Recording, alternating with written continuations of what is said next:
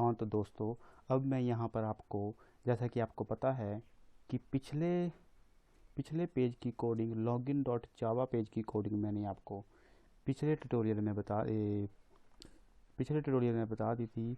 अब यहाँ पे मैं आपको क्या बताऊँगा कि अगले पेज की कोडिंग पूरी एक्सप्लेन करूँगा, जो कि मेरा पेज है ऐड डॉट जावा।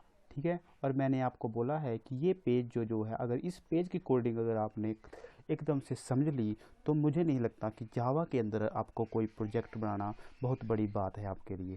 ठीक है, तो ये देखिए लाइन ऑफ कोड आप देख सकते हैं कि कितना लाइन ऑफ कोड है। बट ये लाइन ऑफ कोड जो है आपके लिए समझना जब बहुत बड़ी बात नहीं है, इसमें से सिर्फ आपको कुछ लॉजिक समझने पड़ेंगे।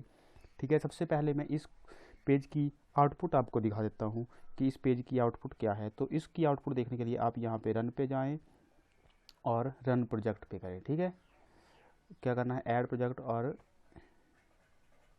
ऐसे जो है आपका प्रोजेक्ट रन हो जाएगा। ये शिफ्ट फ्लट रन फाइल, ठीक है, इस पे जाना है आपको। उससे भी हो गया, ठीक है, तो उससे भी आपका प्रोजेक्ट जो है रन हो गया। तो इस पेज की कोडिंग में आपको बताऊंगा, तो मैं साथ साथ में बताता रहूँगा। और साथ साथ में मैं सबसे पहले तो आपको हमको करनी है स्क्रीन डिजाइन। तो स्क्रीन डिज़ाइन करने के लिए आपको कोई लॉजिक वगैरह ज़्यादा उतना मतलब लॉजिक कोडिंग कोडिंग की उतनी ज़रूरत है नहीं, मतलब।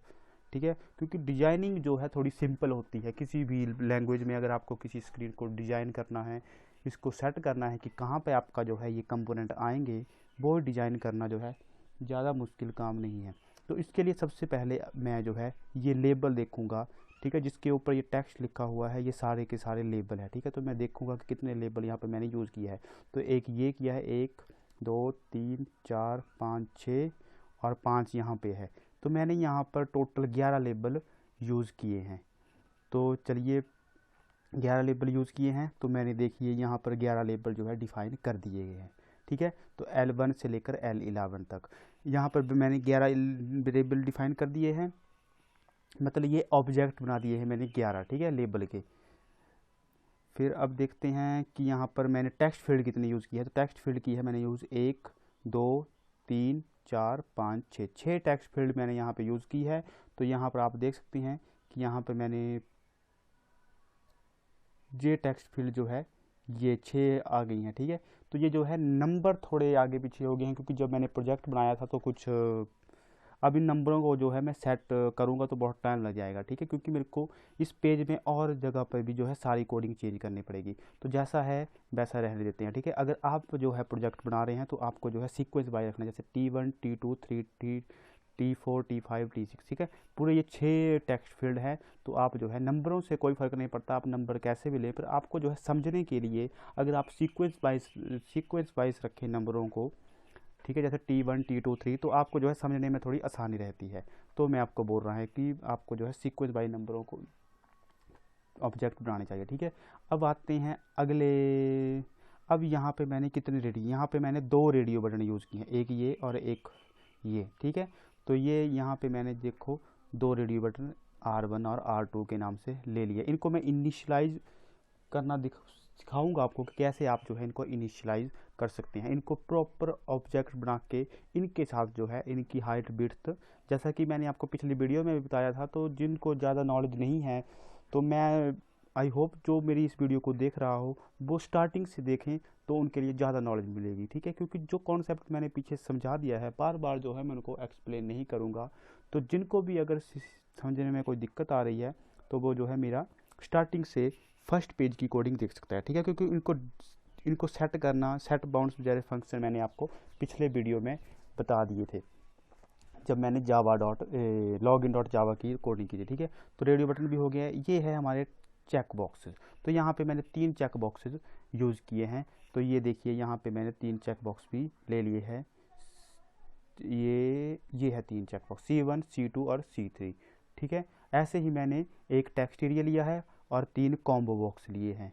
ठीक है, तो यहाँ पे ये देखिए, और बाकी जो है मैंने ये मैंने कुछ एरे बनाए हैं 3। ये 3 एरे क्यों बनाए हैं मैंने, ताकि इनके अंदर वैल्यू देख के मैं क्या करूँ कॉम्बो बॉक्स के अंदर, मैं आपको आगे बताता हूँ। ठीक है, अब चलिए चलते हैं। सबसे पहले यहाँ पे मैंने क्या कर दिया, फ्रेम, क्योंकि मैंने यहाँ पर एक्सटेंड फ्रेम कर दिया। ठीक है, तो एक्सटेंड फ्रेम करने से क्या होगा कि मेरी स्क्रीन के अंदर ही जो है मेरी ये जो मेरी ऐड डॉट जावा फाइल है, यही एक फ्रेम बन चुकी है। जब आप किसी क्लास को एक्सटेंड कर लेते हो तो जो जे फ्रेम क्लास की कोई प्रॉपर्टीज़ थी, अब उनको एक्सेस करने के लिए आपको जे फ्रेम क्लास का ऑब्जेक्ट बनाने की ज़रूरत नहीं है, क्योंकि आपने ऑलरेडी एक्सटेंड कर लिया है। तो जो भी जे क्लास की प्रॉपर्टीज़ है, मतलब जे क्लास के अंदर जितने भी फंक्शन हैं, उनको जो है आप सीधे ही यहाँ से कॉल सकते हैं। इसलिए मैंने सेट लेआउट, सेट बाउंड के लिए किसी ऑब्जेक्ट को जैसे एफ फ्रेम, जे फ्रेम का ऑब्जेक्ट बना के इनको कॉल नहीं किया है। ये एफ ऑब्जेक्ट बना के कॉल तब करना था मैंने, अगर मैंने इसको एक्सटेंड नहीं किया है, ठीक है। तो जैसा कि मैंने यहाँ पर एक्सटेंड कर लिया है जे फ्रेम को, अगर मैं यहाँ पर जे फ्रेम को हटा देता हूँ तब मेरे को जो है ये एरर दिखाएगा। तब मेरे को जे फ्रेम क्लास का ऑब्जेक्ट बनाना पड़ेगा और तब जाके फ्रेम के अंदर चीज़ें ऐड होगी। तो आप देख सकते हो कि जो भी ऐसे बिना किसी ऑब्जेक्ट के फंक्शन लिखे होंगे, तो आप उसका अंदाज़ा खुद लगा सकते हो कि वो फंक्शन जो है जे फ्रेम क्लास के फंक्शन हैं, ठीक है। तो सेट लेआउट से, जैसे मैंने आपको बताया है कि सेट लेआउट से मेरे कंपोनेंट कैसे अरेंज होंगे, वो मैंने सेट किया है। क्योंकि ये कंपोनेंट जो है, जैसे ये कंपोनेंट यहाँ पर है, ये यहाँ पर प्लेस है, ये यहाँ पर प्लेस है, ये यहाँ पर, तो मैंने जो है लेआउट, जो प्री डिफाइंड लेआउट है, उसको डिलीट करके अपना लेआउट बनाया है, जो कि ये सेट बाउंड्स है, ठीक है। तो इस सेट बाउंड से जो है मैंने अपनी मर्जी से जो है कंपोनेंट को अरेंज किया है, क्योंकि कहाँ पर जो है मेरे को अपने कंपोनेंट रखने हैं। तो सेट लेआउट आपको नल करना पड़ेगा, तभी जो है आप खुद से कंपोनेंट को अरेंज कर सकते हैं।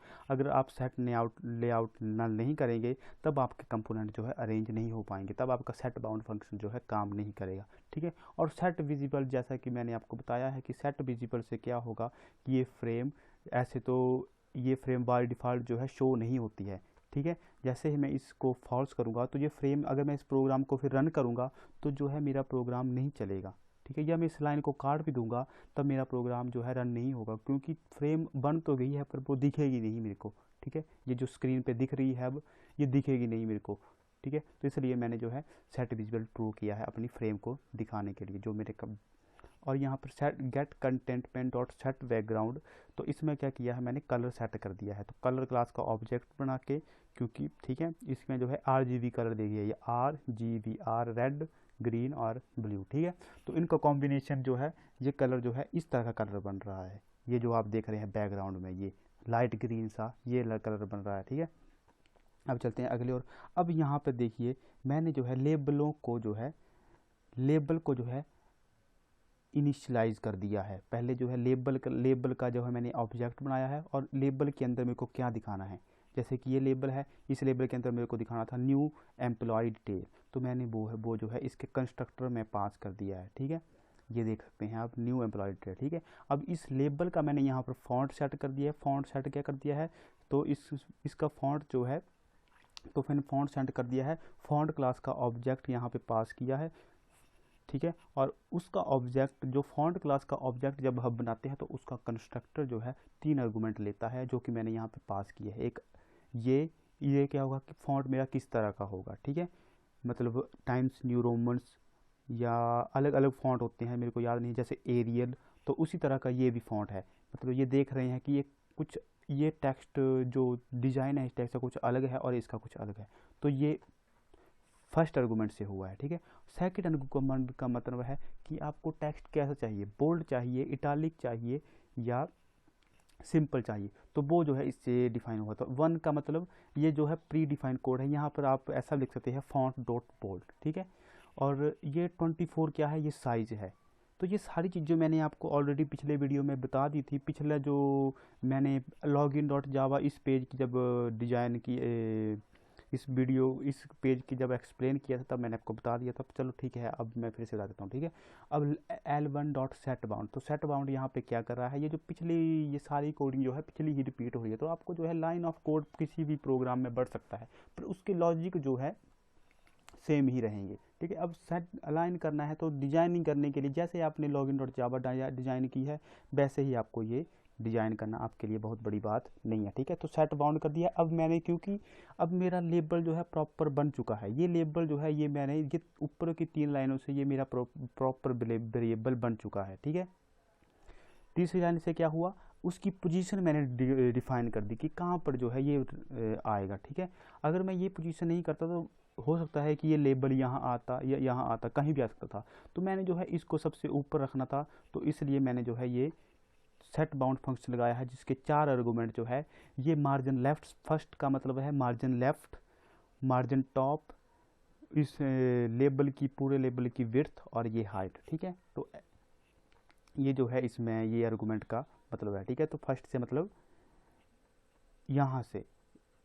यहाँ से जो है ये लेबल कितनी दूरी पर आएगा, तो वो मैंने डिफाइन किया है फर्स्ट आर्गूमेंट में। ठीक है, यहाँ से कितने दूर आएगा ये सेकंड आर्गूमेंट का मतलब था, और इसकी ये विड्थ कितनी होगी ये थर्ड का मतलब था, और ये हाइट कितनी होगी ये फोर्थ आर्गूमेंट का मतलब था, जो मैंने यहाँ पर पास किए हैं। ठीक है, 40 ये और लास्ट में क्या कर दिया मैंने, इसको फ्रेम में ऐड कर दिया है, क्योंकि मेरे को लास्ट में कंपोनेंट जो है कहाँ पे मेरे को शो करने हैं, फ्रेम के ऊपर, क्योंकि ये जो है मेरी पीछे जो ये सारा बैकग्राउंड कलर किया है ये फ्रेम है।